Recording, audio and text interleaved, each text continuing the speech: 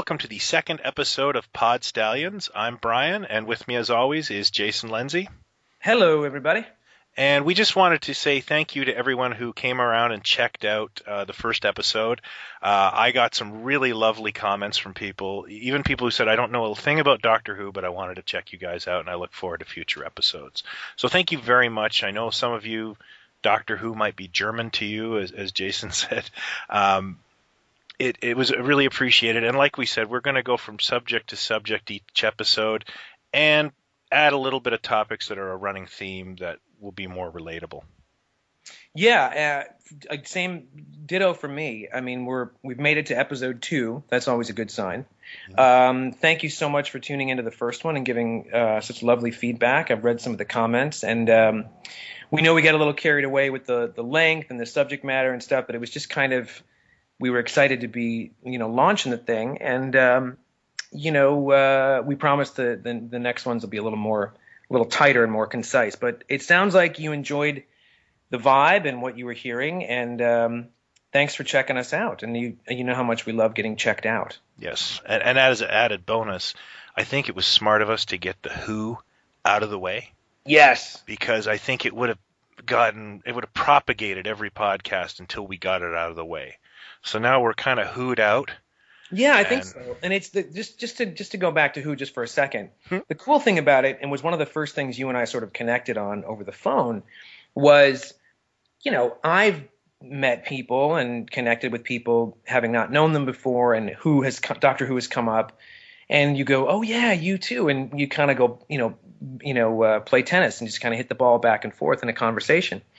But you were that guy that, and I am not saying that I am the Wikipedia of Doctor Who by any means, but you were that guy that just about everything I threw to you, every reference you got and understood it. So I thought, well, this guy really paralleled my childhood and being into the same subject.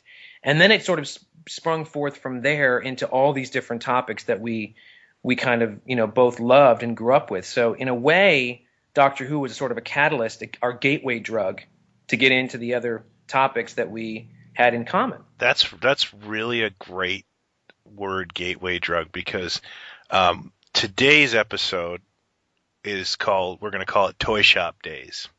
And we're going to talk about toy collecting and how we got into it. And for me, Doctor Who was absolutely how I got into toy collecting. Yeah. I don't know, probably you too, right? Well, I think it was the first thing that I have 2 older brothers, so I got things handed down to me, certain toy lines that we had in the house, or, Tonka trucks or whatever. My dad was a real fan, and still is, of older toys, and he would try to, he turned me on to like the Buck Rogers strip. There was this collected hardback volume of loads of Buck Rogers strips, and within there, in the back pages, were photographs of some of the guns and holsters and helmets and scooters and things like that came out in the 30s and 40s, licensed merchandise for Buck Rogers, which I then became obsessed with. So he would take me to antique shops sometimes, trying to track down items like this. So what I'm saying is, other than that, that was my first sort of understanding of a toy world before the stuff that I was into, that I was currently sort of getting. For Doctor Who, it must have been the first thing that made me understand there was a world that existed before my stuff, and certainly, obviously in a different country, but existed that I was not going to find at the local store, or the Target or whatever, that I was going to have to do some research on. So I would say it was the program that got me interested in wanting merchandise, which then made me understand that there was another world out there of stuff that was older that people wanted to track down. Yeah, that's funny. My dad was the opposite. In fact, he used to take me to toy shows and stuff and go, I used to pay 60 cents for those. What did you pay for that? Because he was in the toy industry. Sure. But the person that turned me on to toys was that gave me that idea there was a world out there, was up to, like 5 doors up the street was a German immigrant family called the Wagners, I think.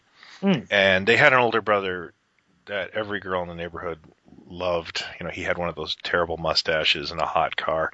But he was about 5 years older. He's a nice guy. Yeah. But going through, because he had a younger brother my age, we'd go through his stuff. And, that's where I first discovered, like, Captain Action. What is this, And in his room, he had the G.I. Joe space capsule. Oh, wow. And I'd never seen that. I mean, I was just too young to remember that. I think that's a 60s toy. Yeah. And it was like there were G.I. Joes before I was born. Like that kind of like what else was. And he, the Captain Action, I think he had a comic or an ad or something. And I remember thinking, I'll never see these toys. I'll never know what they look like. Yeah. And it kind of sparked me years later. But, Doctor Who was my first mail order success and, gave me a taste for vintage toys, the talking Dalek, things like that. But then the Starlog, remember they used to have ads and send away for a list? Oh, sure. But let's get right to Starlog then. So Starlog, as we mentioned in the previous episode, was kind of our, IMDb, our Ain't It Cool News, our, whatever you want to call it, for all the genre stuff. That was our source. And as I got more into the magazine and then discovered that there was a Doctor Who magazine as well, there's a parallel here. I would see, photos of things in the Doctor Who magazine, photos of the Doctor Who toys. In Starlog, photos of conventions and toys at conventions or people making appearances. Far as I remember, anybody out there that's a native of the Twin Cities and a little older than me maybe can correct me on this. I have no recollection of sci-fi type conventions hitting the Twin Cities until I got a little bit older and understood that there were, Doctor Who conventions were coming around. It was a world that it seemed to be really just sort of relegated to New York, the coasts, basically. These big cities. I only thought that sci-fi conventions and Star Trek sort of conventions only hit the big cities like Los Angeles and New York, that they would never come to the Twin Cities. And that, in my mind, was the only way I was going to get into that room that had stuff that was vintage, for lack of a better word, or older, that you couldn't just get at stores. So I thought I'm never going to get, like I told you last episode, the first convention I went to was in '85 in Philadelphia. Yeah. Never been anything in the Twin Cities. I mean, maybe there was and I just missed it, but I looked, believe me, I checked all the papers and Starlog and stuff like that. So the classified ads in Starlog were the next best thing. I thought, I'm never going to get to these conventions and get to be in a room with this stuff, but maybe some of these catalogs are going to help get me there or find some of this stuff. Is that sort of what happened with you because you did nothing locally? Yeah, well, like I started at like 14, 15, and I didn't know. Years later, I'd find out there were toy shows. I started going to toy shows, and I did attend some sci-fi conventions, but they were all in Toronto, and I lived in the sticks, so it was all involving getting your parents, to drive you somewhere, and that wasn't always easy. But ordering those lists, and the one I remember that stuck in my mind was a place in New Jersey called the Back Issue. Okay. And it was run by a guy by the name of I think his last name was Henkel. Nice guy, but I got that list, and there were things in there that just said, like, Palitoy Commander Koenig, $100. And there was no way I was getting $100. So what I did was I went to all the local variety stores, and there would be Planet of the Apes model kits still there. Okay. And I would write down what the stores had, like Major Matt Mason Space Capsule and this one, and Star Trek models here. And then I typed out the list. Like I spent like a day and a half, and then I called myself like Space. I can't remember what I called myself, but originally I had a name like Star Collectibles or something like that. And I sent this guy the list, and he just ignored it. And then I sent it again with the note, "I'll do trades," and he phoned me. Oh, and wow. And I was trying so hard to act mature. Sure. And, you're running a business. Yes, hello, yes, my name is B. Heiler. I actually said that. I didn't say my full name. Like, I was really pretentious. And he was just going, oh, hi. He's probably in his 40s, And we did. Let me get Mr. Heiler for you on the phone. And, I was all abuzz about Space 1999 because I'd kind of drifted away from Doctor Who. We talked about that last time, and I was kind of getting nostalgic for stuff that I watched as a kid, and so getting these unknown Space 1999 items were really interesting to me. And we did this trade, and for a cringe moment too. At one point, I'm talking to the guy, and my mom picks up the phone and goes, Ooh. "Hey, Brian, can you get your dad some ice cream?" and like hung up, and like the guy he's giggling at me, like you're like, I must be getting another line coming in from down the street. It's a party line, yes. It happens sometimes. Yeah. Anyway, back to business. Yes, important business. And then we did this trade, and the first thing he traded me for is he gave me $75 credit for the Planet of the Apes Soldier and Stallion model kit, which was apparently really rare, and it was at my local variety store, which I paid like $5. And the first thing I got was Captain Xantor, the Christopher Lee character on Space 1999. Oh yeah. And I got the doll. I remember the day. The box was up my front step. I opened it up, looked at it, and it was a Mego. And it blew my mind in the way that, like, they made Megos of Space 1999. Oh wow. And I didn't understand, but I loved Megos so much as a kid that it just set me off into what else did they make? What else is available? And I was still operating under this kind of almost beard that I was a sci-fi collector, not a toy collector. Right. Like I would run in at thrift shops and stuff. I'd run into Big Jim Toys and be like, that's baby stuff. And I started doing this dealing all the time, and I found a business card that said Mego. And it was a guy who was connected to the Mego warehouse. My dad had taken me there, but somebody had kind of picked it clean. I got Kirks and Spocks and Klingons, but there was a guy out there who had all the inventory, and I found him. Wow. And he was this 60-something fella by the name of Joe. And I can't believe my parents let me do this, but this guy took me under his wing and let me do yard sales with him every Saturday. So can you imagine? You've got a 15-year-old kid. Yeah. And this elder New York gentleman who's got a stogie in his mouth, picks him up every Saturday and goes yard sailing with him. And you were a handsome 15-year-old. That's not. Well, yeah, but my dad once asked me, "Is this on the up and up?" Oh wow! And I said, "Oh, absolutely, yes." And I think that Joe came to pick me up with a shirt that had a teddy bear on it that day. Ooh. Which was like, yeah, that was a bad shirt to wear today. Joe, do me a favor, leave the teddy bear shirt at home. Yeah, lovely man. I haven't spoken to him in years, but that's not for lack of trying. Wonderful person, and I owe a lot to that guy. He was fantastic. He was like your Obi-Wan. He was a mentor, and he was a collector, and he was just he just gave unto himself. Well, let me jump in real quick because you said something I think is important. So you open this package and you see this action figure and you see the word Mego and you just about wet your pants. But that's what's going on at this point. Like, besides the things like the Buck Rogers book I just mentioned that might have some photos in the back, Starlog, if you recall, you remember those Starlog books that they started to publish in the mid-'70s, late '70s? I know exactly where you're going. They had like a TV one or a sci-fi TV one. They had a episode, one about weaponry, one about spaceships. Yep, and one of them was about toys. And it was actually, I believe, written/edited by Steve Sansweet. It may have been. I think I actually found a download of it recently. Well, I have a hard copy of it. So it's about 1977, 78. Star Wars stuff is in there. They have a couple of Doctor Who pieces, which I couldn't believe.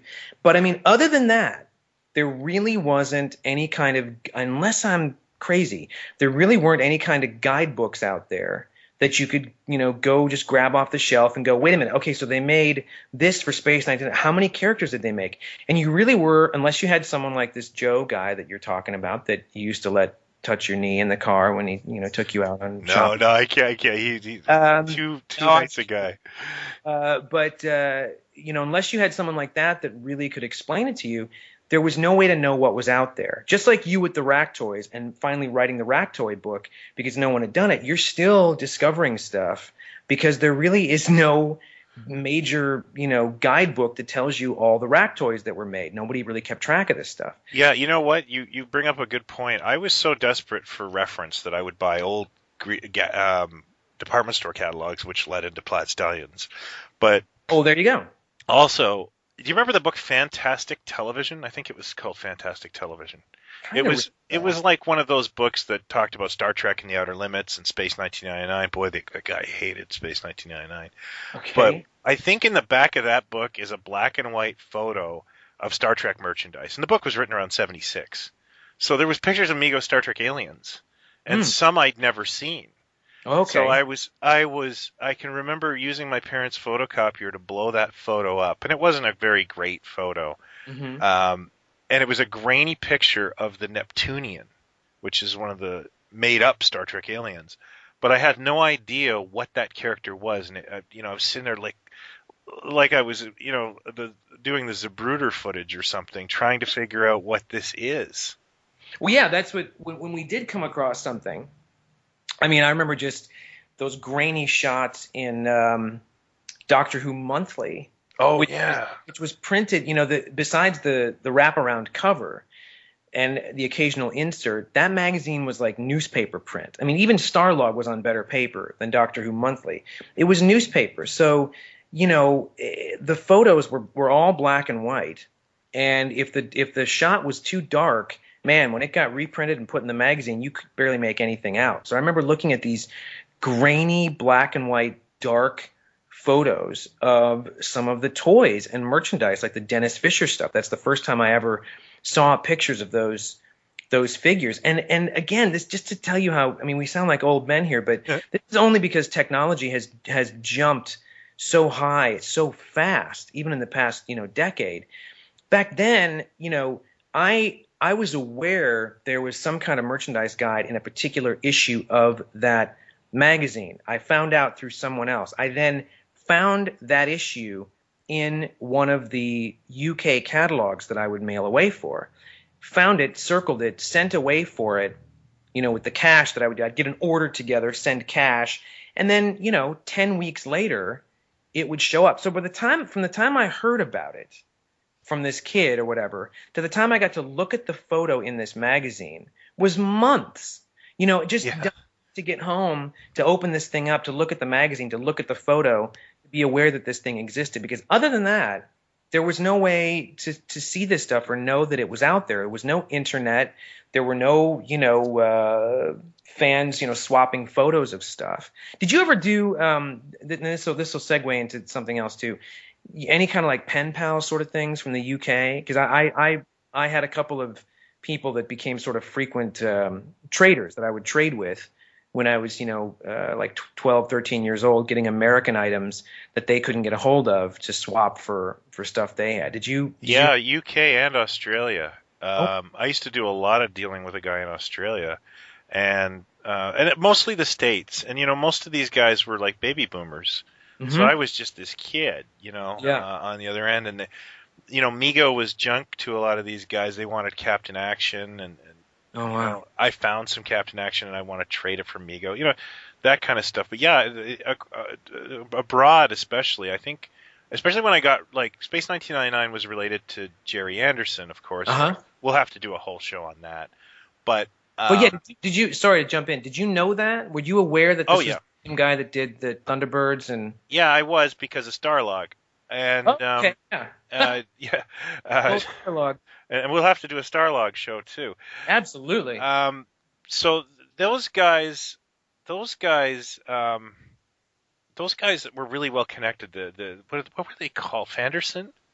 And there was like stores dedicated to Jerry Anderson, and to their credit, they were all really communicative and nice people. So, I was so addicted to getting parcels. I would do lots of trades and buy things. Ew. And I have a diary. I found it, my 1987 diary. Maybe I'll scan a picture of it. It might not be visually stimulating. Where I would, if I sent away for Amigo Romulan, I would write Romulan sent.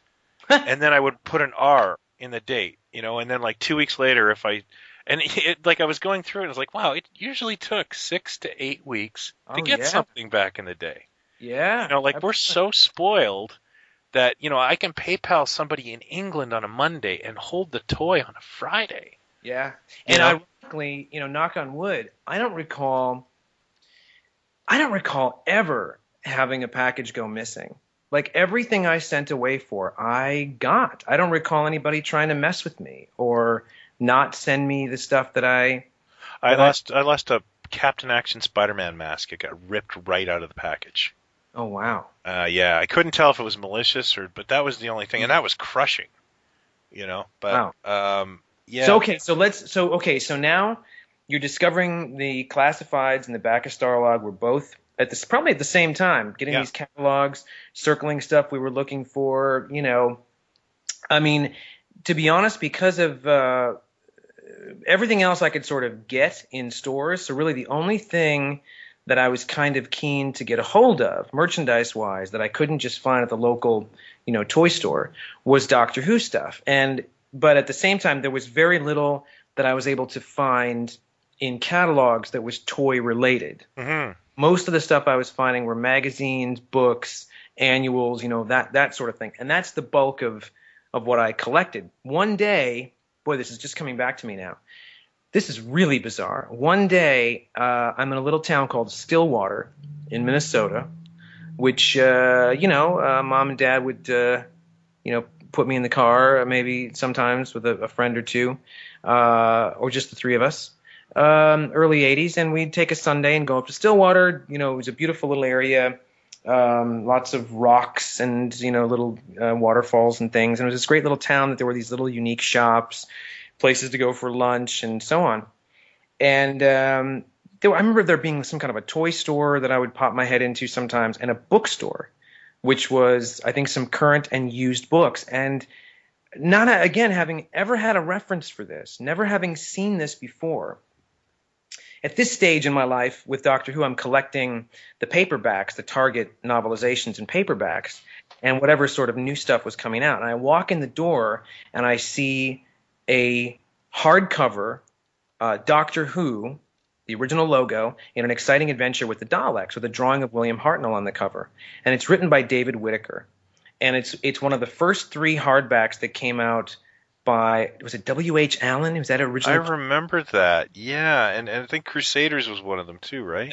That's right. And it was I think the imprint was 64, 65 maybe or something. Now, what the hell this British book was doing in a used bookshop in Stillwater, I will never figure out. But it was like $8, whatever it was. I grabbed it right off the shelf. I remember my mother, to this day, can talk about it and go, "How did you have any idea what that was?" I grabbed it, bought it. So that was like my first sort of vintage piece, I think, that I found. But to find it in a store was just weird. It's serendipitous. Very weird, yeah. So we're both kind of collecting this stuff. But now we're getting into that area where, because we're gonna jump ahead a bit now, where things start to slow down, where you and I both kind of, around the same time, freshman year of high school, sophomore year, sort of. Well, no, I carried on right until I was, right until about 18. Okay. And then, because I got into Comic Buyer's Guide, which was huge. Those little handwritten ads. Okay. And I would get Comic Buyer's Guide every week, and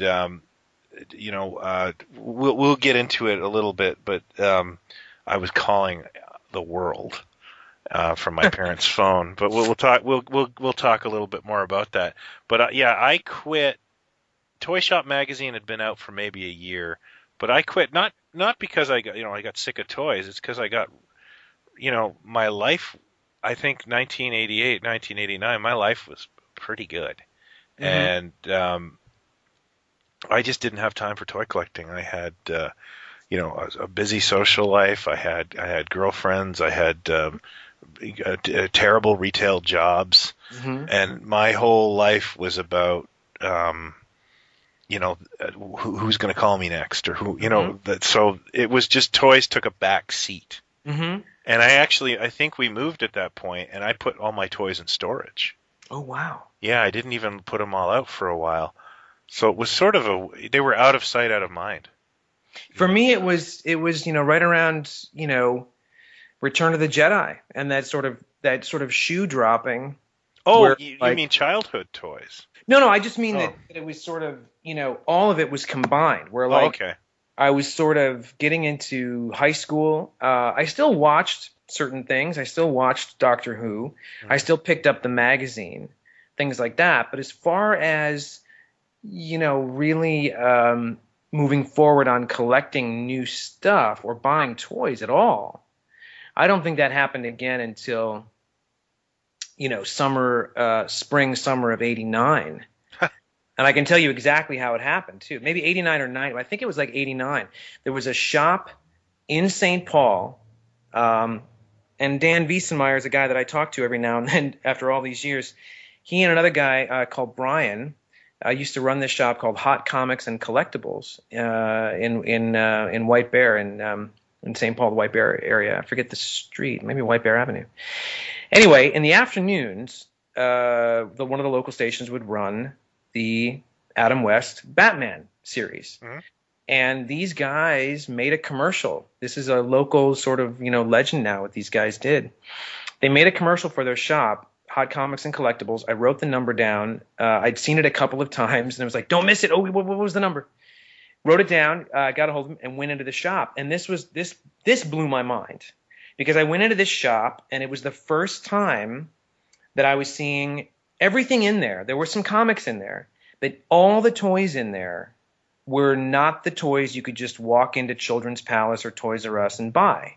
They were all, I mean, they had all the Kenner Raiders of the Lost Ark Indiana Jones collection. They had Power of the Force Star Wars figures carded.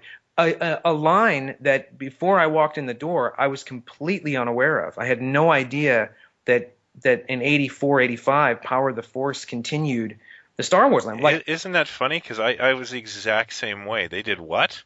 yeah, I just because I gave up after Jedi. I So, bought so much stuff from those guys in the next couple of years. I mean, vintage stuff.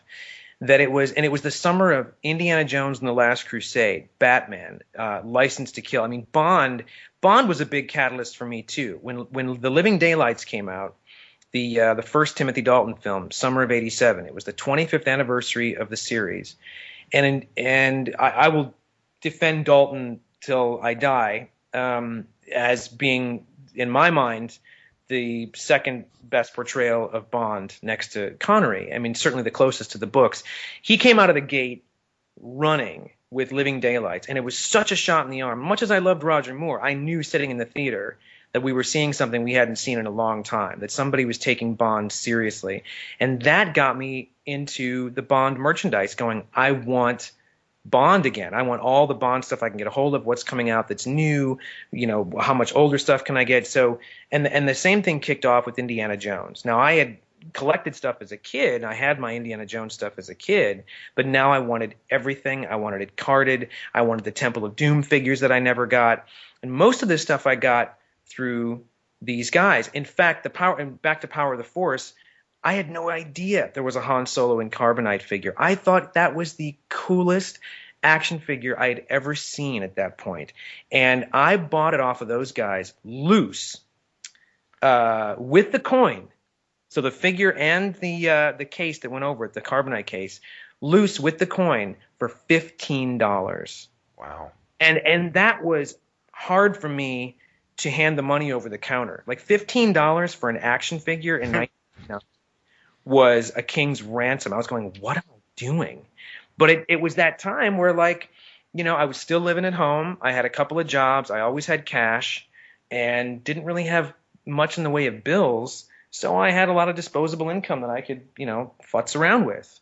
And that got everything started again, which, of course, then led to those guys turning me on to something called the Toyshop paper, which I was totally unaware of. How did you first discover that? Well, like I said, I was really into Comic Buyer's Guide, which was a cross publication, and my mom used to hate it because I subscribed, and they would have these handwritten, photocopied ads, right? That you would handwrite an ad, and then you'd get a quarter page for, or not even, I think an eighth of a page for like $15. Okay. And my mom used to look over my shoulder and go, some of these people need to go back to school because their handwriting was so bad. But you would see like these comic shops would do an ad and go, share on Mego, $20 and stuff like that. And that because Comic Buyer's Guide got so predominant at the time because it was during the black and white comics revival, or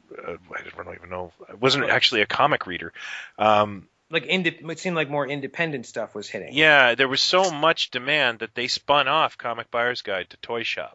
Okay. And I got a call from a toy dealer I knew, or a toy collector I knew in Maine, who said, yeah, I got the first issue. And he was so into Toyshop because remember, when it first came out, you'd call people and they go, oh, sorry, that sold. Yep. This guy figured out that if he had a P.O. box, he would get his issue put in his P.O. box on Sunday night. And would drive to his P.O. box on Sunday night and sit there and call people. Like he was that psycho about Toyshop. So let's clue people in case they don't know what this is. Toyshop was it monthly, Brian, or twice? I thought at one time they were weekly or bi-weekly, but I think originally they were monthly. See, I thought it was just monthly, but it was. I finally discovered it. Barnes and Noble carried it, or some of the newsstands would sort of carry it. It was a larger than a magazine, format. I don't know how long, 18 inches long, maybe 12 inches across, and it had a thicker paper wraparound cover, but the inside was all newsprint. And from cover to cover, it was ads from around the world for toys and collectibles. And this was an absolute revelation. This was what the internet became. This was, and it was important to get your issue early because all of this stuff, most of the stuff in these ads were one-offs. So if you didn't nab it right away or make the phone call, and some of the ads were auctions as well. Do you remember that? Phone auctions, the world's biggest scam. Oh my God! I used to do phone auctions through Hakes that I knew were legitimate. But if you went to somebody smaller, and I think this company, do you remember these guys? They were called Two Guys. Yeah, I remember that. In 1994, I was broke, but they had a phone auction. It said no minimums, no reserves. And the thing they had was they had every Hasbro Super Joe character on the card. Okay. Which, in 1994, I don't think anyone gave a rat's butt about Super Joe, but you never saw them. Okay. And they I do collect them now. So I called the guy up, and it was just calling a guy in his house. Mm-hmm. And I said, hey, I'd like to bid on your Super Joe Commander. And he's like, I said, how many bids are on there? He goes, oh, no one's bid on it. And I said, okay. And the minimum was like $10. Okay. And he goes, yeah, I want 200 for that. And I was like, oh. And I was like, okay, how much who's bid on this Big Jim? He's like, I don't got any bids on that. And this is the last hours of this auction, and I went, okay. And then I was about to say something. He goes, yeah, I want 150 on that. So he had just decided that, phone auction's over. Yeah. You can buy it. You can buy it for this much. I'll take it. Yeah, and it was just like, oh, and I hung up on him because it just kind of ticked me off a little bit, actually. Yeah. So, yeah, I remember phone auctions. I don't miss those. No, I did all right with them. I mean, only a handful. Did sort of went through and I won, but I did okay. But it was opening up this door, and not always with photographs because the ads didn't always have photographs in them.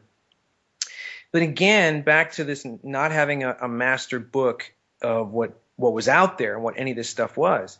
It was starting to kind of bridge the gap a bit as to what got made, what's out there. It opened my eyes to loads of 60s toys, that era of Bond, the Thunderball era where everything was out there. Doctor Who. I mean, every now and then I would dip into Who again, but mainly it was Bond and Indiana Jones. And it got so crazy that I had one of the biggest Indiana Jones collections in the country. I mean, I had everything you could possibly imagine from all over the world, and mainly through Toyshop and all these relationships that would start to grow and sort of I become regular through Toyshop. And again, it was the age thing too. Like, there were times my family had a restaurant an Italian restaurant called Gino's for 50 some years. We all worked there. It was my great grandmother, then my grandmother, then my father, me and my brothers. We all worked there. I was bussing tables when I was, 12 years old, when I probably shouldn't have been. So I always had cash, and then I was waiting tables. I waited tables for 7 years. I waited tables, Thursday through Saturday nights. I went to school. I had other jobs as well. So I was always kind of doing okay. But there were certain times where, I became friends, for example, with these guys that still do stuff on eBay. They have their own thing called Spy Guys.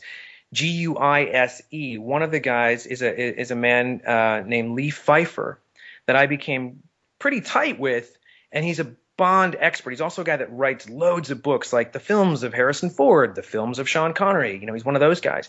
He used to write for the New York Times. He became friendly with Cubby Broccoli because he responded so well to a review that Pfeiffer had written in a paper about License to Kill, and they became friendly. So I became friendly with Lee. The best times for him to talk were Friday, nights. He's in New Jersey. So I'm waiting tables on Friday nights, sneaking off to the second kitchen we had, making long-distance calls. To pick his brain about Bond or like what new stuff have you got in, whatever. And these bills would come in, Oh, yeah.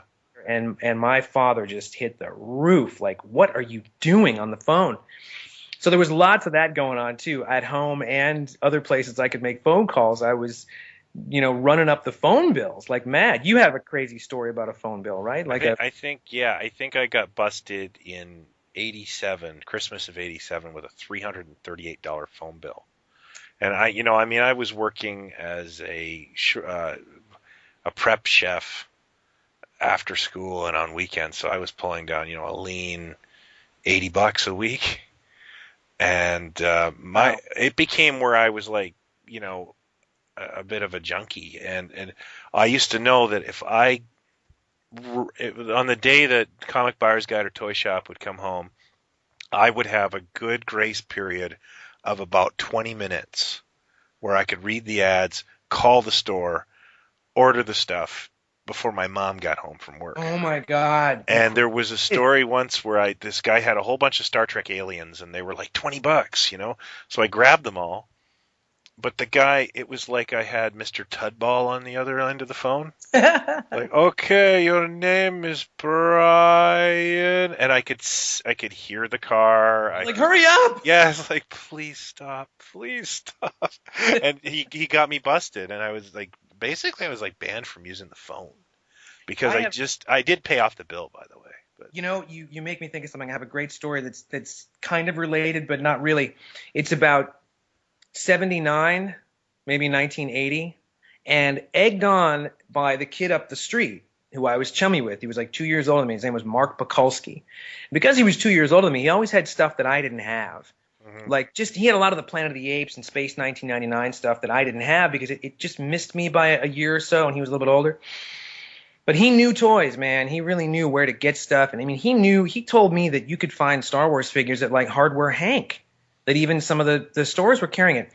So I don't know how I put this bug in the kid's ear that I was desperate to get the 12-inch version of Han Solo, which you couldn't find anywhere. Are you kidding me?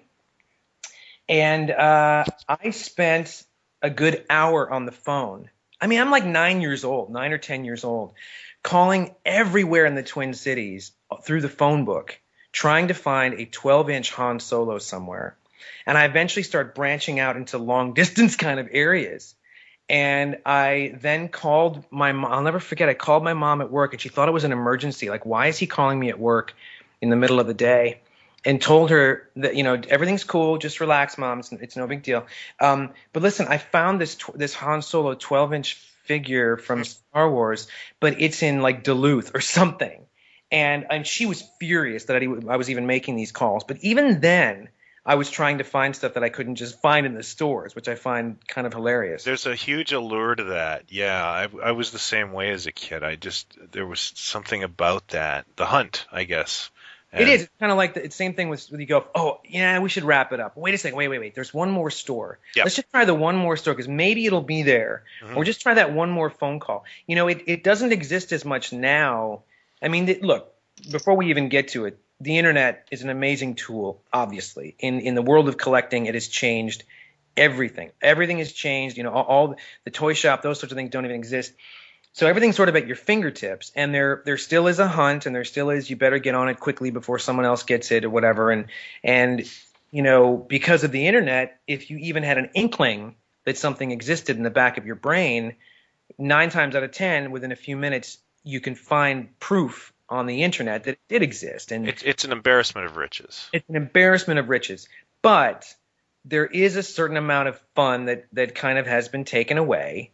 That was there with the sort of stuff that we're talking about, this adventuring of, trying to find this stuff. And this was also a time where, I eventually sold all my stuff, all the Indiana Jones and all the Bond stuff, and I thought, well, someday I'll get it back here and there. And every now and then I'll pick something up that I've always kind of pined for since, my early 20s or something. But if I were to go back now and try to get all the stuff I had, all the Bond stuff that I got, it would be 4 or 5 times what I paid for it. And also the trading that I was able to do, which leads me to another guy that became a really good friend, who I haven't spoken to in 100 years. Maybe you can even find him, Andy Foley, in the UK, and lived in Surrey, and he had a shop, wasn't it, called TV Toy Zone. And he would send me these catalogs with color. I still have some of them. The color photocopied pages of pictures of things, the Lone Star Bond items and Corgi items, and just things that I never, ever, ever had seen before. And we would trade stuff. And, for example, like when Dick Tracy came out, he had a hard time getting hold of a lot of those figures. I mean, they didn't just show up in the UK, and he had people clamoring for them. So I would round up all the Dick Tracy figures, send him a big box, which would cost me $30 or $40 to send him, and then I'd have all this credit with him, and he would, track a lot of stuff down for me that I would never have been able to get otherwise, bond-wise. Regional trading was great for me too, because I think in '87 or maybe '86 or '87, we had a chain. We still have a chain called Canadian Tire. Okay. And they're a unique branded store that I don't think you have anything in the States quite like it. It's like automotive and housewares. And every Christmas they'd have a toy section. But what would happen is at the end of Christmas, they just pack it all up and send it back to the warehouse. Okay. So the beauty of it was that you'd see the same toys for 3-4 years. So I think in '86 or '87, every Canadian Tire had a special on, and especially at Christmas Eve, they would start blowing this stuff out. Okay. 3rd series Superpowers figures. Oh, wow. So Shazam, Mr. Miracle, carded Steppenwolf, which I think was exclusive to Canada, if I'm not mistaken. Tyr, those guys. And I think they were $1 or $2. And every toy dealer that I knew in the States loved 3rd series Superpowers. So I was going around, and by the way, I was taking the bus, and buying these things, running into my friends at malls who'd be like, "What are you doing?" But so you were a bit of a dealer. I was a total dealer, and I actually, and I'll scan this up, but I actually found my one of my lists. This is probably from 1986. Oh, wow. You want to hear some prices? Sure, I'd love to. Okay. Some of these are really sad. Some of these are great. Original mailer box Buck Rogers set with Buck, Wilma, Dr. Huer, and Twicky. So it's like the Sears mailer box. $10. Oh, wow. Minton box, Buck Rogers Land Rover, $15. Wow. Let's see. Captain Scarlet SPV vehicle by Dinky. Minton box, $100. Okay, that's probably... That's a little steep. It's a little steep. Ed Strocker's car from UFO. Minton box, $30. Jeez. G.I. Joe, I've got, have I got anything? Yes. Minton box, high voltage escape, $20. Jeez. Atomic Man secret mounted playset, $40, but Minton box. Mego, 8-inch action figures, mint on card, Planet of the Apes, all $20. Cornelius, Zira, Dr. Zaius, Soldier Ape. I want $40 for Alan Verdon. Because he's I don't know if he's a rare one. let's see. Man from Uncle Husky Extra Car, mint on card, has figures of Napoleon and Ilya, $20. Jeez. And this one's the one that made me cry. There's a Blake 7 Liberator on the card for $10, but Micronauts Monsters 3-inch action figures by Mego, each come in beautifully illustrated boxes. I think I meant cards. $6 each. Oh my God. Like that dream that all the toy people have, like that they wake up from, like if I could just go back to that shop just for a day, all that stuff that I loved, and get them, for those prices. I must have paid like $1 for those Micronauts. But see, this was a thing that started to happen when I sort of got back into things. I understood that there was a world of this vintage world that was alive and well, and people. It was right on the cusp there. It was right on that cusp where people were starting to. It was still a year or two off from people thinking that the item that's in the store right now is somehow going to be rare. Like right before the comic book thing that killed comics for a while, where there were 6 different foil covers and everything. This is just before then. So I was able to get all the Kenner Indiana Jones stuff at a reasonable price. I was able to get Marion on the card in 1990 or whatever it was for like $50. Yeah. That's I remember too in toy collectors at that time. There was also a certain element that would say, "What are we going to do? Take toys away from kids at Toys R Us?" There were actually people I knew that thought it was ridiculous to collect modern action figures. Yeah, it was. If you got it on the ground level, you were able to walk away with some really good stuff. So, what toy line do you think changed that perspective? You mean that people were looking at the stuff in the stores, going, "Ooh, I better get 2 of these," kind of thing? Yeah, because I have a theory, and I just wondered if it was close to yours. Gosh, well, the first thing that springs to mind, and I don't know if this is how accurate this is, but it may be there may be an element there. The first thing that springs to mind is when Playmates got the Star Trek license for Star Trek: The Next Generation. Yeah. And this was still a ways off before they did anything with the classic show.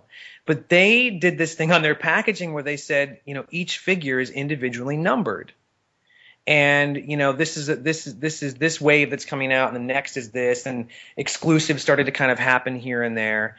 The fact that a toy company was already being hyper aware that there was a collectability out there for stuff, that was a signpost to me that something was going to happen to toys that happened to comic books, where they were going to start to see the value in making rare items and making people hunt for things and so on. So right around the early 90s maybe, but that's the first thing that springs to mind. I don't think that was a catalyst, but it certainly I was certainly aware of it. It certainly hit me. It's funny you say that, because wrong toy company, right license. I maybe because I was hanging out with toy collectors in the late 80s. That Star Trek: The Next Generation line by Galoob, I don't think any kid bought those. I think it was entirely bought by adult collectors. Yep. Because and I remember it. I remember having to run around with a friend of mine, probably Joe, and he would go, let's look through all these and see if there's a blue-face Data. Oh yeah. And I'd be like, who gives a crap?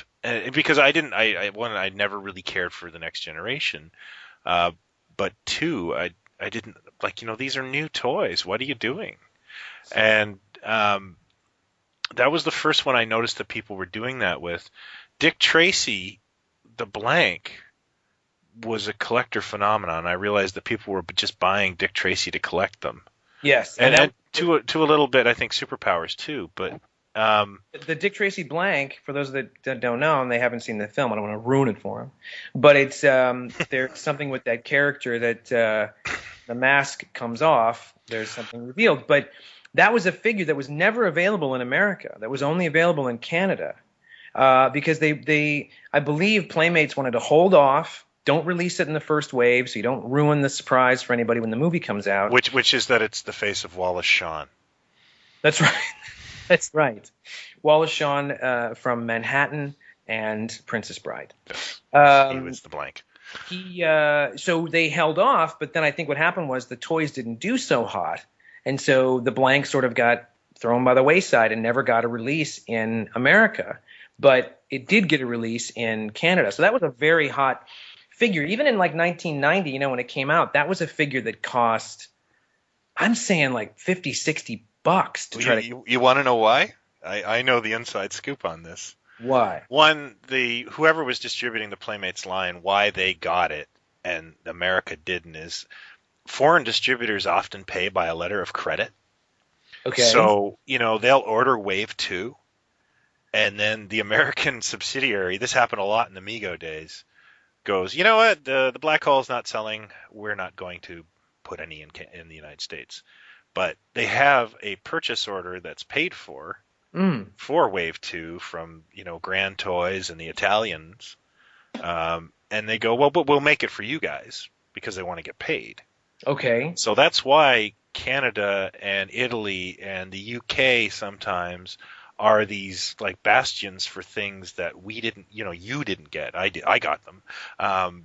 But no, you're right. The toy history is littered with all these, you know, these last sort of tail end characters in these action figure lines that didn't get the US release. When the blank came out, the new Sears catalog came out. Sears was the only place that had them, I guess, because they had put it in their catalog. My friend, Brad, who ran a company called Amazing Third Planet, I think he still does, called up Sears and went, I'll take them. And I can't remember how many he took. It might have been 3,000. Oh, my gosh. Or 2,994. Like 6 people had ordered one. Oh, my gosh. And I think he actually said that somebody high up at Sears called him, like to make sure it wasn't fraud or something. And he goes, no, I'll take them. And he took cases of them. Like, and then he was the guy that everybody had to go to. He cornered the market. And he was also the guy that was in on the Mego warehouse find. That's what he did for a living. He would go and find warehouses of old movie posters and old toys. He was the toy hunter before it was a TV show. And yeah, he did that. He cornered the market on blanks. Wow. And yeah, he charged like $60 a piece and got, paid off I think he put the whole thing on his Amex, he told me. And paid off his Amex and, kind of cornered the market on blanks. People bought them. People bought them left and right. And he came by at the time he did that, I was at a toy show, and he came by the booth and said, hey, can I throw some blanks on here? And I said, do what you want. Those were gone. Yeah, people were desperate for that. It was one of those rare figures that everybody seemed to want. So now we're getting into this weird area in the early 90s where prices are being thrown around. People are paying for this stuff. It's getting, the glory days like a year before where I could find stuff pretty easily and fairly cheaply. It's already starting to change. And at the same time, I start hearing about this catalog that's about to come out out of Chicago. And I remember ordering this thing. It was like $10 or $20, which was a king's ransom to pay for a catalog back then. But it was delayed and delayed and delayed, and you kept wondering, why is this thing so delayed? I want this thing so badly. When is it going to come out? It finally comes out. It's called It's a Small World, Inc. And was it Irv Levarek? Was that who it was? Israel Levick. He is the owner of Toy Tokyo. Lev Levarek. So you would get this catalog. There were 2 sections to it. I'm holding it right now. The first section was black and white, which had all the details, all the written details. And then the back section of the black and white version had a chunk of, 20 pages of black and white stuff. The other section was the color section of the catalog, a completely separate magazine that was a good 20 pages long. And for those of you that don't know what this was and have never seen it, when you open it up from corner to corner, so from the top left corner to the bottom right corner, when you open a page spread, top left corner of page 1 to the bottom right corner of page 2, there are 92 items. A photograph of 92 different items are photographed. Each photograph is only about 1.5 inches high, but it's in color. And those things we were just talking about where we would get a magazine or a thing and just stare at it until, somehow the details, were enmeshed in our brains. That's what this catalog was. To this day, this is still the single greatest catalog I have ever come across. This guy had stuff that I haven't seen since. He had stuff from Japan and, Turkey and you name it, of every facet of the sci-fi fantasy comic book genre you could possibly think of. And I ordered loads of stuff off of this thing. And the catalog on the when you open up the black and white section, there was a number that your catalog number is 907, and it was a whole big list of ways that you had to, instructions on how to order and how to, get your items. And luckily, just about everything that I was after, that I wanted, and which was all Bond and Indiana Jones, he still had. But this is, in my mind, still the greatest toy catalog of vintage and semi-vintage toys I've ever come across. And you're familiar with it. You have it, right? It was porn. And I have an interesting story because I got it because Lev and Mark Huckabone and Lenny Lee, who ran Lee's Action Figure News, they came to Toronto when it launched. And I got a copy. And sadly, there was Mego stuff in there that I had never seen. And I was really focused on Mego. Yeah. And there was German 2-packs of the Western characters, and just I'm gonna put up scans of this when this episode launches so people can see it. But the sad part was the stuff I wanted. I was looking at the catalog and I was talking to Lev. Mark was whispering in my ears, going, "I got that already," because when Lev was photographing the catalog, I guess Mark helped him. Okay. And, Mark was just some of the really neat pieces. Mark's like, yeah, I'm buying this. I'm buying this. Okay. So it got published, and a lot of the stuff was in there, but the stuff I would have gravitated towards, unfortunately, it was also appealing to Mark, and he grabbed it all.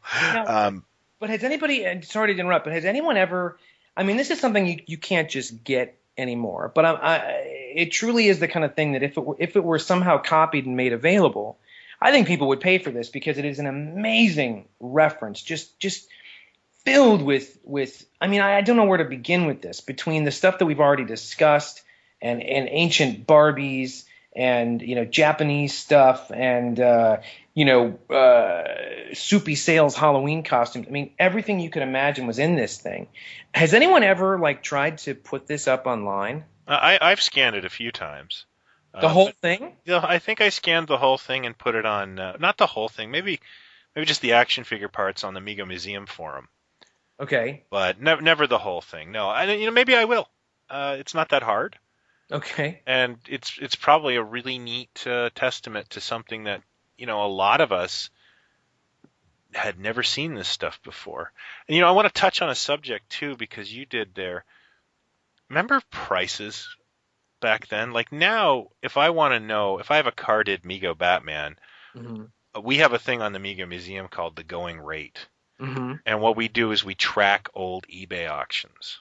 Okay. So it's kind of a running price guide. So I can see that, in the last year they've gone from $225 to $150, and you can kind of say, well, this is what I'm going to get for this piece. Okay. But back then, I can even remember there was a guy, I think he called himself It's a Small World or something like that. Don't quote me on that. I can't remember. Okay. He posted a catalog that had every Mego at this is 1989. I remember getting this catalog, and I probably still have it somewhere, but it was Kresge carded Wonder Woman, $800. Prices you can sometimes not even realize now. Boxed Wayne Foundation, $700.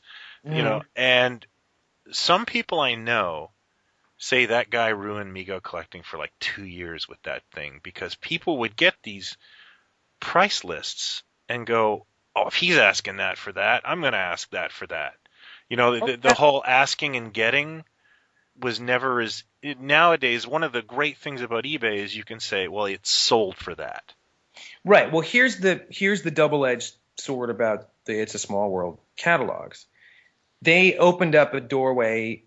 Talk about a gateway drug. This was like LSD. This stuff, extraordinary. I spent weeks poring over this catalog, and just every day I would take it with me wherever I was working and prop it open, wherever I was, and just drool over these photographs. His prices, now I can quote you some right here. There's a Lone Star James Bond set, which is it's a pretty difficult set to get. It's not the big Lone Star presentation set from '65, but it's like the medium-sized one. Gun, silencer, handcuffs, holster, ID. In the cardboard thing. Now this is 1990. He's asking $650 for it. I saw a large presentation set, the next one up, missing a piece, on eBay. And the buy it now, I think, was like $800 or $900. So he had the more stuff than anyone I'd ever seen. He also had pretty high prices. His stuff was not. But the reason that he could do that was he was one of the few guys that had this much stuff and had some of these items. I found those Spanish. Do you remember the Spanish Star Toys Indiana Jones figures that came out like in the late 80s? Yeah, but I'd never heard of them until I saw them in the It's a Small World catalog. Okay, so I had heard of them, but he took it a step further, and they had also made like a survival kit, which was like a canteen and a camera and binoculars and whatever, with a crazy drawing of Harrison Ford on the cover holding all this stuff. And he had it for like $200. Well, I was never going to come across it again. So, I had to get it from him and pay that because I've never seen it since. So he was able to get away with it because he had this stuff that no one had. Back to your dealing sort of thing. One other thing that I came across that served me very well for a long time, and I don't know how I pulled this off. There was a GQ article or something that was pimping Dick Tracy when the movie came out. And in one of the photographs, it had a character, one of the models, wearing a watch. And it said, Dick Tracy watch from, World blah blah organization, whatever the hell the watch company was. But it was supposed to be the replica from the film. I remember coming out of the film going, why has no one made a replica watch that talks? It's beautiful. Somebody should make that thing. Mm-hmm. Company did, but it was so complex they didn't get it out until like 6 months after the movie had already been out. But I hounded them from that ad I found in GQ forward. Long story short, I became chummy with the saleswoman. She was a bit odd, but she thought I was the coolest person, whatever. And I don't know how I fudged my way into getting this wholesale, but I was getting these watches, which were, I believe wholesale was like $75, and they were supposed to retail for like $125 or something. I was getting these between like $25 and $50 a watch. Well, nobody had these things. They weren't in stores. They weren't mail order. Nobody could find them. It was a replica watch from the film in a box, and the top portion worked the clock on the watch, and the bottom portion was a gold mesh speaker. And when you pressed the button, it said, "This is Dick Tracy. I'm on my way." So it was like a replica watch right from the movie. And the speaker was a little muffled, but people went nuts for these things. And I used those at like $75 to $100 a piece as trade. And I must have traded dozens and dozens of these watches with different companies and different catalogs and folks from the toy shop for almost a year, and would swap these watches for items that I wanted, for things that I wanted, like corgis and stuff. That's great. Yeah, I made you had a what is it called, a niche, sir? I had a niche, and I made not paper money, but I made a fortune in trade off of this stuff. I don't know how I did it, but I did it. And I believe I traded It's a Small World, some of these watches, for some of this stuff. But his prices were pretty high. Some of them are, but he had stuff in here that, like I said, to this day, I've never seen so much stuff in one place. Wouldn't you agree that it was just extraordinary? Yeah, there really wasn't. I have a collection of catalogs, and that was one of the best that was ever made. And I think he knew it. And, that's why it's on, right? Yeah, it really was. And I don't think I absolutely doubt we'll ever see anything the like of it again. There's been some great auction catalogs, but even then, it's not the same anymore. No. But that to me is the sort of highlight of all the catalogs and all the stuff that's out there and all the sort of mail order stuff. And before long, we had the internet. I remember that really started to get on my radar with the Star Wars prequels, when some of these toy sites started to put up photographs of the first action figures coming out for the prequels, and even before that, remember the ones that Kenner did when Kenner was still around, and they made those big, bulky Power of the Force, yeah. Power of the Force, Han Solo, and Steroid Luke and Steroid Anthony Nikitas Leia, yeah. That was sort of the internet, and that became like, oh, you can order stuff through the internet, and you can, and things started to kind of change. But yeah, my collections were really built up through Toyshop, the Toyshop paper, and these catalogs to find this stuff. Did you ever put ads in Toyshop? I did some classifieds for things I was going to sell and a couple things I was looking for. I don't remember what I was looking for, but I remember never getting a response on the stuff I was looking for. And I think I sold 2 or 3 of the items that I put in there. I might have put the watches in there too. Yeah. And I'm okay with those, just selling them to make some bread to put back into toys. Yeah, I did a lot of display advertising to make money. But I think the last ad I put in there might have been around 2002. Oh my God, they were around? Yeah, well, actually, yeah, I wrote for them. You did? Yeah, I wrote some articles.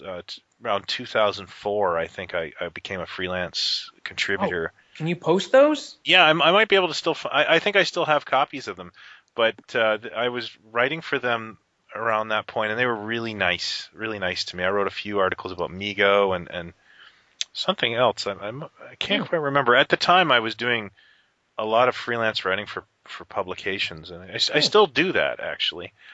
And the pay's not bad, and it's kind of fun to see your stuff in print. Yeah. But that was around, I think I did that from 2004, 2005. Then they were obviously struggling, because I think they added the articles around the late 90s, to make it more interesting and to pep up the book. And then they became a magazine for a while, and I subscribed to it. I may have actually been on the comp list, but I subscribed to it, and they just couldn't keep it going. And unfortunately, Krause has fallen on hard times. They've canceled the Comic Buyer's Guide as well, which was just just really sad. I mean, those were great times. Just a short story of those ads. I kind of owe my marriage to Toyshop magazine. Weirdly enough, yeah. And I'll make it very brief because it could be long. I put out I wanted to go to New Jersey with my friends to go to Chiller Theater in about 1992, I'd say.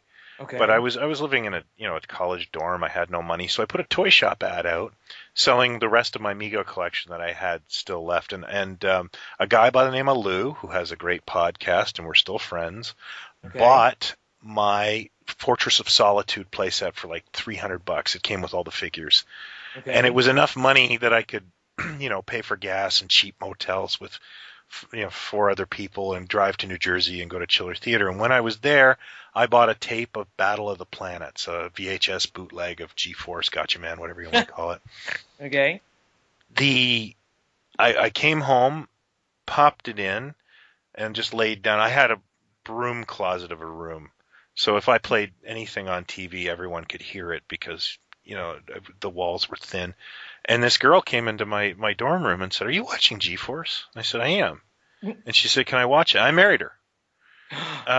Not right there, but because of G-Force. Because I had that tape, so I couldn't have gone on the trip without the Toyshop sales. And I could, if I didn't go on the trip, I wouldn't have bought the tape, and very possibly I would have made that connection with that girl I barely knew. Wow. I knew her in the elevator, kind of thing. So you see, all that money spent and all those phone bills and all the time and energy spent on toys all paid off because you met the love of your life. Right, and she thought it was neat. She thought it was neat. She didn't think you were some freakish hobbit that lived in a cave. And I think the first couple of months into it, dating, I did a toy show. I was still trying to sell toys and wheel and deal, and I was getting back into it. It was kind of ramping up, and that was the weekend where I started really getting back into it. It was April of 1993, and I bought her when I gave her a gift. I don't think she still has it, but I bought her a carded Leia in the poncho from Endor as a present at that show. So a one of the newer ones. Well, like '83, yeah. Oh, that's right. They made Vintage a Kenner. This was yeah. And I mean, I think I paid $12 for it. Like they weren't, Aw. they weren't really that. But I think I think a few years ago she was getting into something else, and she said, "Do you mind if I sell this?" I was like, Oh. "Ah, I don't care. Like I really don't because it was just in a box." But it was one of our that we kind of met because of Toyshop magazine in a roundabout way. So. Oh, that's great. Yeah. So, and you know what? That's when I started collecting again. I've been going through it. I have an eclectic mix of my old toy shop ads, and I wasn't a bad graphic designer back then, considering I was using a typewriter and a photocopier. Nice. So I might share some of that in the show credits. But I think we should probably just round out and say, as much as I have a lot of nostalgia for those days. And the thing I miss about it is that never knowing what you're going to see. Or, going to a toy show and not knowing that they made this, or, Yeah. the discoveries are kind of out the window now.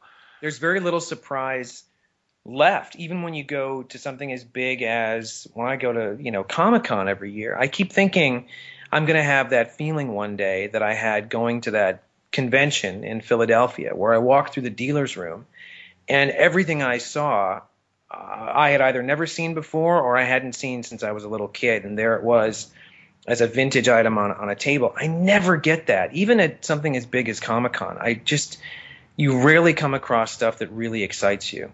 And what's funny is, would I trade that feeling for the fact that I can click on eBay right now and there is a sea of Mego products being offered to me every hour?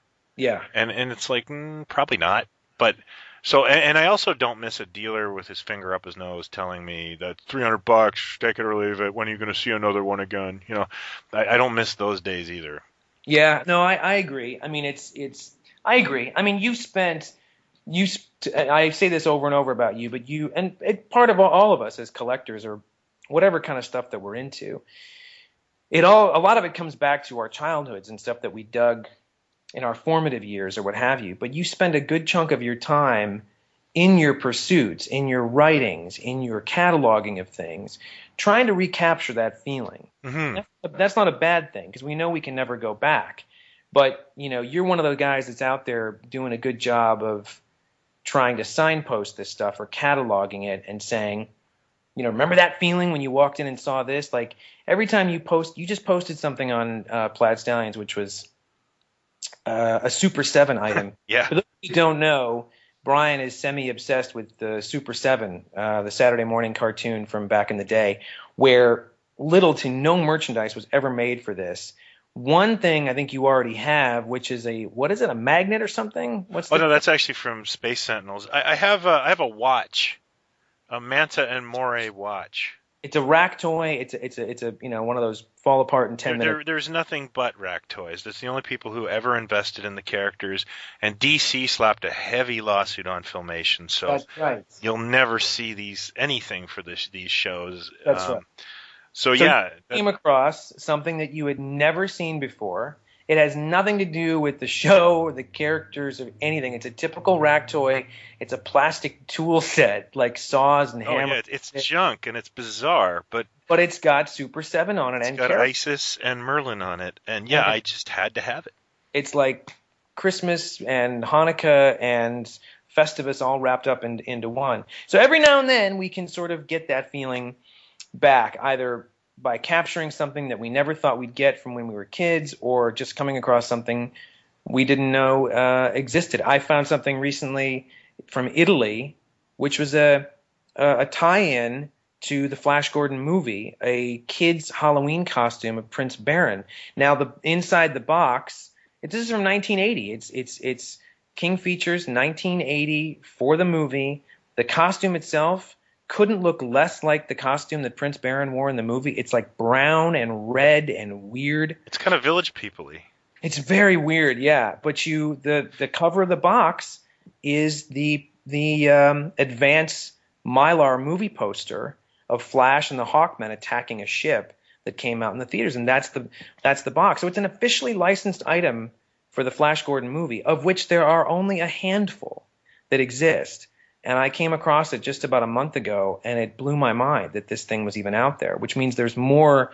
If they made a Baron, there's more characters. How hard? Yeah, I want to track it down, maybe a different story, but they're out there. So every now and then we can still get a little bit of that feeling, with stuff that we come across. The internet still has some mysteries out there. Yeah, and that's the best feeling in the world. And I'm currently with the Rack Toys, I'm still searching for something. I'm 50% sure that AHI made a series of parachute figures nobody's talked about yet.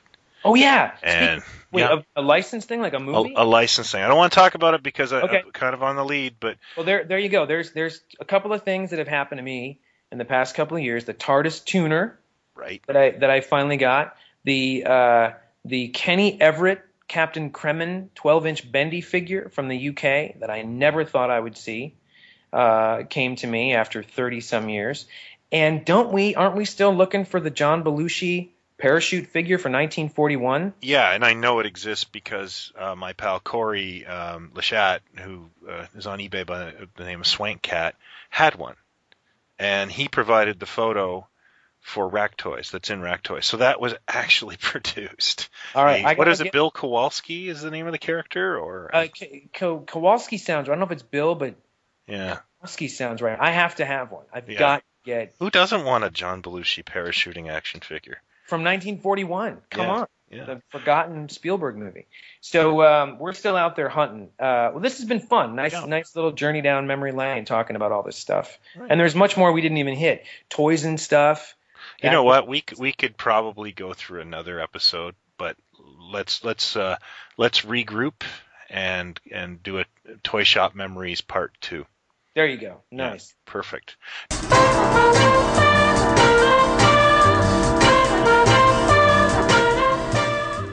I wanted to do another segment that we were going to talk about, which is modern but retro, things that we feel are retro that we're interested in that are out now. Okay, yeah. You know, we were talking a little bit about this, and I think this is kind of a fun segment. I do it every year as the Retro Awards, where I get excited about, Kirk Hammett's book on vintage monster toys, or an old movie getting re-released. Mm-hmm. And I have one this week that's kind of neat, but and kind of obscure. I'm a huge fan of the Hammer horror films. Oh, yeah. And if anybody knows anything about them, they are a nightmare to license. I've heard, yeah. I've gotten one action figure of Christopher Lee as Dracula out of Product Enterprises, and I'm not sure how they did that. Yeah. So there isn't going to probably ever be a line of Hammer toys out there. Right. But there's a company, and I don't know exactly where they're based. I think it's Asia, where they do limited custom runs of action figures. They only do like 50 of them. You can only get them for a brief time. They're called Distinctive Dummies. Yeah, I've seen them. They do like the Oliver Reed werewolf one. Werewolf at Midnight. What's the one called? Oh my God. Werewolves of London, right? Isn't that it? No. It's Curse of the Werewolf. Curse of the Werewolf. Yeah, they do an Oliver Reed. They do Peter Cushing and different things.